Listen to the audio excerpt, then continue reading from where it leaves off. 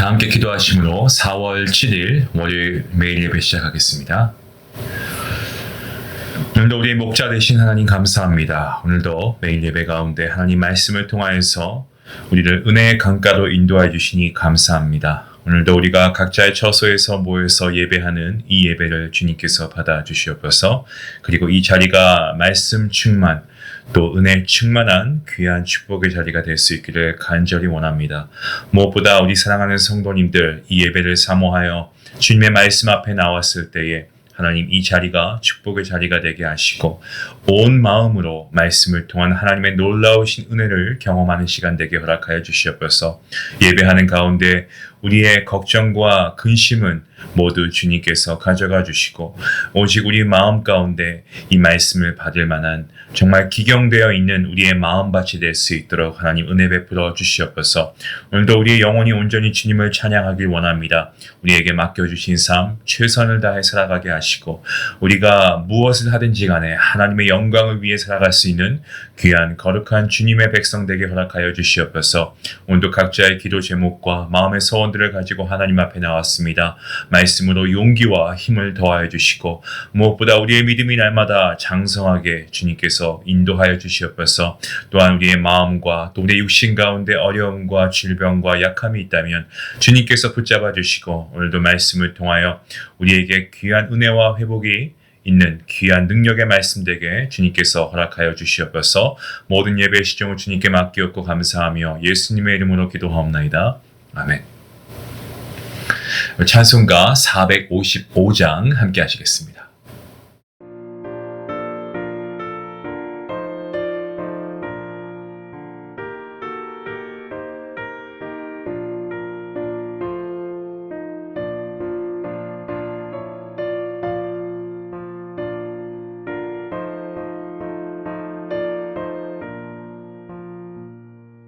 주님의 마음을 못 받는 자 그 맘에 평강이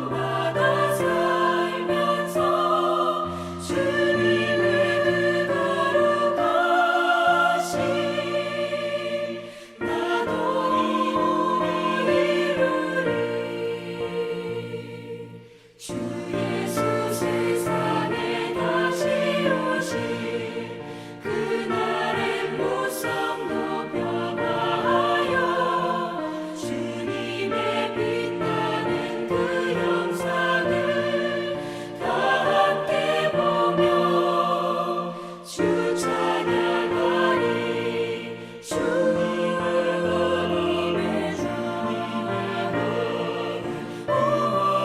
구원받아 살면서 주님의 뜻대로 가시 나도 이 몸을 이루리.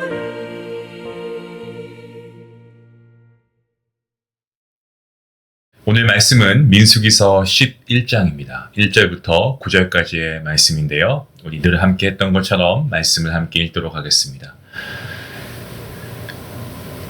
여호와께서 들으시기에 백성이 악한 말로 원망하매 여호와께서 들으시고 진노하사 여호와의 불을 그들 중에 붙여서 진영 끝에 살게 하시매 백성이 모세에게 불을 지짐으로 모세가 여호와께 기도하니 불이 꺼졌더라.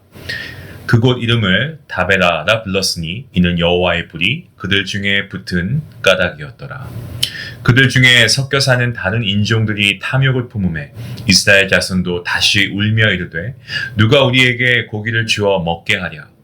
우리가 애굽에 있을 때에는 값없이 생선과 오이와 참외와 부추와 파와 마늘들을 먹은 것이 생각나거늘 이제는 우리의 기력이 다하여 이 만나 외에는 보이는 것이 아무것도 없도다 하니 만나는 가시와 같고 모양은 진주와 같은 것이다. 백성이 두루 다니며 그것을 거두어 맷돌에 갈기도 하며 절구에 찢기도 하고 가마에 삶기도 하여 과자를 만들었으니 그 맛이 기름 섞은 과자 맛 같았더라. 밤에 이슬이 진영에 내릴 때에 만나도 함께 내렸더라. 아멘. 시내산을 떠난 이스라엘 백성들, 이제 그들이 본격적으로 광야에 진입하고 있습니다. 광야는 어떻습니까? 예, 정말 척박한 땅입니다. 먹을 것이 아주 부족합니다. 당장에 먹고 싶은 식재료 구하지 못합니다. 예, 이스라엘 백성들 불만을 그리고 불평을 내어놓고 있습니다.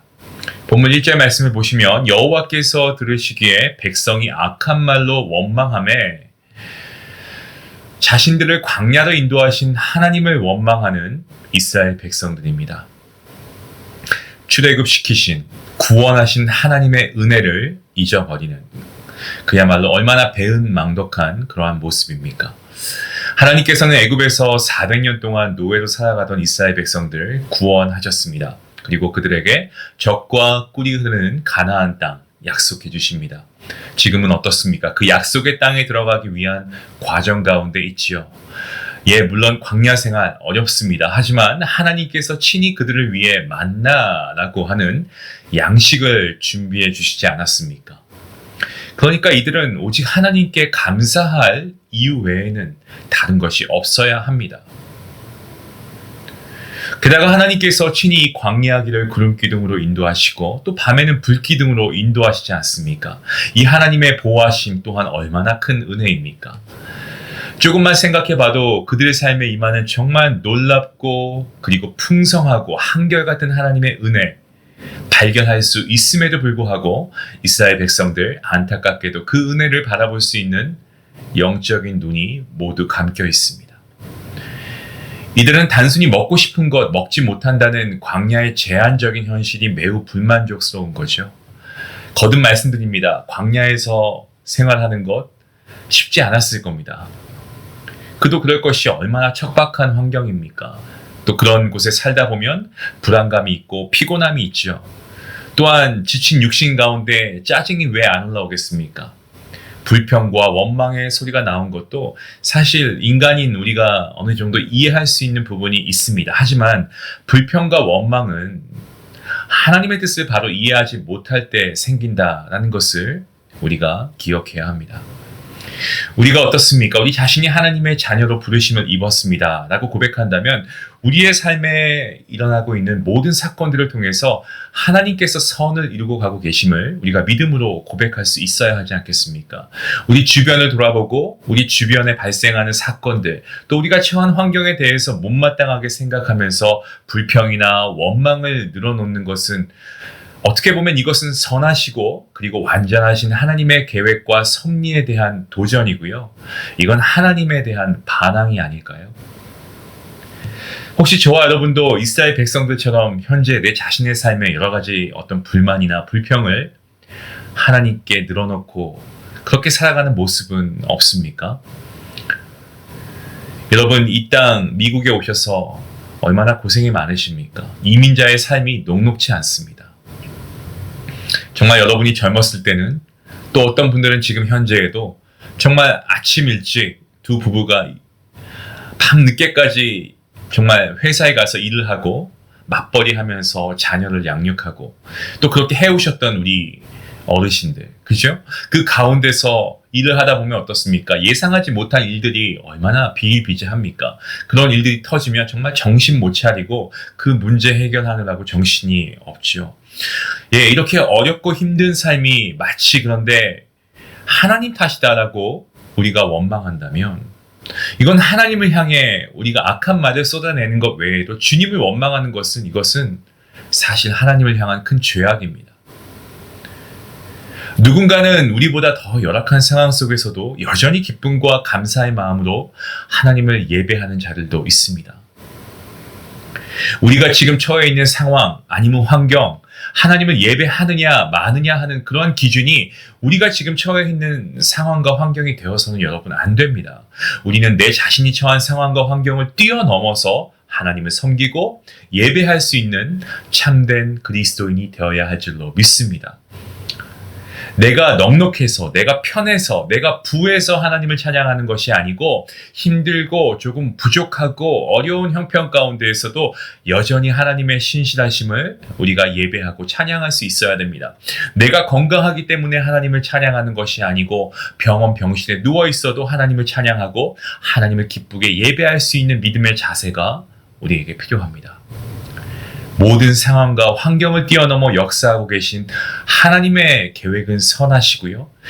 그 선하신 하나님의 섭리를 믿고 감사하고 찬양하는 삶, 이것이 바로 그리스도인의 삶인 줄로 믿습니다. 여러분, 요셉은 어떠했습니까? 그는 애굽의 노예로 팔려가지 않았습니까? 인생의 밑바닥도 이런 밑바닥까지 경험했다라고 한다면 우리가 삼자의 입장에서 봐도 참 힘들었겠다라는 생각이 들 정도로, 하지만 그는 그런 인생의 밑바닥을 치는 상황 가운데서도 하나님과 동행하려고 얼마나 애썼습니까? 또 다윗은 어떻습니까? 그는 부유한 집안의 출생이 아니었습니다. 가난한 집안에, 그것도 막내 아들로 태어난 다윗은요, 아무도 없는 들에서 양을 돌보면서 때로 원수를 피해 사는 도망자의 신분이 되어서도 위대한 시편들을 만들었고요, 하나님을 찬양하지 않았습니까? 성경에 보면 멸망 중에서도 하나님을 찬양한 선지자들 있었고요, 죽어가면서도 하나님을 예배한 순교자들도 여럿 있습니다. 우리가 처한 상황과 환경에 따라 반응하고, 일이 잘 풀리고 좋을 때는 하나님 감사합니다, 하나님 정말 하나님 때문에 내가 기쁩니다, 우리가 예배하지만 상황이 힘들고 일이 좀 안 풀리면 하나님 원망하는 것, 여러분, 이것은 성경에 나와 있는 참 믿음이 아닙니다. 슬플 때나 좋을 때나 항상 주님의 선하신 계획과 섭리하심을 믿고 그 안에서 우리가 힘을 다해 하나님을 더욱 사랑하고 주님을 예배하는, 섬기는 사람이 참 믿음의 사람입니다. 여러분의 모습은 어떻습니까? 삶이 조금 힘들고 어려워도 하나님을 향해 불평하고 불만하고 계시진 않습니까? 혹 내 자신이 바라고 원하는 대로 삶의 모습이 그렇게 진행되지 않고 펼쳐지지 않는다는 그 이유만으로 하나님을 원망하신 적은 없습니까? 여러분, 오늘 4절 말씀을 보시면 이스라엘 백성들 고기를 못 먹어서 울고 있습니다. 한번 생각해 보십시오. 고기 못 먹는 것이 이게 과연 울 일입니까? 병원 가서 진단 받았는데 앞으로 2년, 3년간 고기 못 먹는다고 의사 선생님이 말씀하시면 글쎄요, 그렇다고 해도 우는 사람이 얼마나 될까 생각해 봅니다. 물론 고기를 정말 좋아하시는 육식주의자 분들은 낙심이 될 수는 있습니다. 하지만 이 성인이 고기 못 먹는다는 이유만으로 울지는 않을 것 같습니다. 이스라엘 백성들은 왜 울었을까요? 여러분, 4절 말씀에 중요한 단어가 나옵니다. 탐욕을 품었다라는 이 말에 우리가 집중해야 됩니다. 탐욕. 이스라엘 백성들 마음에 이 탐욕이 가득하니까 고기 못 먹는 사실이 자기의 삶 속에서 너무나 큰 결핍처럼 느껴지는 겁니다. 은혜가 풍성한 사람은요, 자기의 삶 속의 결핍도 크게 느끼지 않습니다. 은혜가 풍성하고 자기의 영혼이 하나님 한 분으로 족합니다. 이렇게 하나님 한 분으로 풍성한 사람은요, 비록 물질이 부족하고 가난하고 소유가 적고 심지어 몸이 연약하고 아파도 행복하고 기쁘고 감사하고 만족함이 있습니다. 하지만 마음속에 하나님 한 분으로 만족하지 못하고, 아니 더 나아가서 하나님이 없는 사람은 많은 것을 누리고 있어도 여전히 부족함을 느끼고 자기가 갖지 못한 것 때문에 나는 불행하다라고 생각합니다. 우리가 이 말씀을 통해서 한 가지 떠오르는 말씀 구절이 있습니다. 다윗의 유명한 고백이죠. 여호와는 나의 목자시니 내가 부족함이 없다. 이 고백이 우리의 입술로 고백되어지고 있습니까? 실제 다윗도 그의 삶 가운데 결핍이 있었습니다. 환난이 있었습니다. 왜 어려움이 없었겠습니까? 하지만 그럼에도 불구하고 다윗의 영혼에 하나님이 충만하니까 그의 가난과 어떤 도망자로서의 삶조차도 그가 가진 하나님 한 분만으로 만족하는 그 기쁨과 행복과 만족을 빼앗아가지 못한 겁니다. 하나님 안에서 참 만족과 행복을 누리기 위해서는 이 우리 안에 있는 탐욕을 죽여야 합니다. 그리스도인의 삶은 내가 바라고 원하는 대로 다 이루어져서 행복한 것이 아닙니다. 그리스도인의 삶은 비록 삶에 여러 가지 결핍과 실패가 있지만 여전히 생명의 근원 되시고 은혜를 주시며 우리에게 참 소망과 만족을 주시는 하나님 한 분과 교제함을 통해서 얻게 되는 행복인 줄로 믿습니다. 사랑하는 성도 여러분, 하나님께서 만 가지 은혜를 우리에게 주셨습니다. 그 중에 한두 가지 결핍이 있다 한들 어찌 그것이 하나님을 원망하는 이유가 될 수 있겠습니까? 내가 가난한다 한들, 이 땅에서 조금 부족하게 살아간다 한들, 내가 좀 몸이 약하다 한들, 병이 들었다 한들, 여러분, 우리의 영혼이 영 죽을 나를 구원하시고 하나님의 천국 백성 삼아주신 하나님의 딸과 아들 되게 하신 하나님의 그 은혜를 생각한다면 어떻게 우리가 하나님을 찬양하지 않고 감사하지 않을 수 있겠습니까? 우리 마음에 탐욕이 가득하면 내게 없는 결핍이 더 크게 보이는 법입니다. 하지만 반대로 우리 마음에 하나님이 가득하며 예수로 충만하면 결핍은 보이지 않고 주님께서 주신 만 가지 은혜가 보이기 시작합니다. 여러분, 마음속에 있는 탐심을 버리시고 하나님으로 충만하십시오. 하나님으로 가득 채워주시고, 그래서 주님 한 분만으로 만족하며 살아가는, 그래서 세상이 주는 그런 잠깐 동안의 쾌락이 아니고 하나님으로 충만한 참된 기쁨과 감사가 넘치는 저와 여러분 삶이 될 수 있기를 주님의 이름으로 간절히 축원합니다. 기도하시겠습니다. 하나님 감사합니다. 우리의 인생살이 광야와 같은 인생길에서도 항상 우리를 지키시고 보호하시고 이끄시는 주님의 은혜에 또 감사합니다. 우리가 처한 상황과 환경을 바라보며 우리가 불평하고 원망할 때가 있지만 우리가 이제는 그렇게 하지 않고 하나님의 분명하고 선하신 계획이 있음을 우리는 믿고 그 섭리를 우리가 신뢰하고 감사할 수 있는 믿음의 눈을 가지게 허락하여 주시옵소서. 우리 마음에 탐욕이 있습니다. 이 탐욕을 버리게 하시고 끊어버리게 하시고 주님 한 분만으로 참된 만족과 기쁨을 누리게 허락하여 주시옵소서. 감사함이 예수님의 이름으로 기도합니다. 아멘. 오늘 우리가 살아가다가 불평이 올라올 때가 있죠.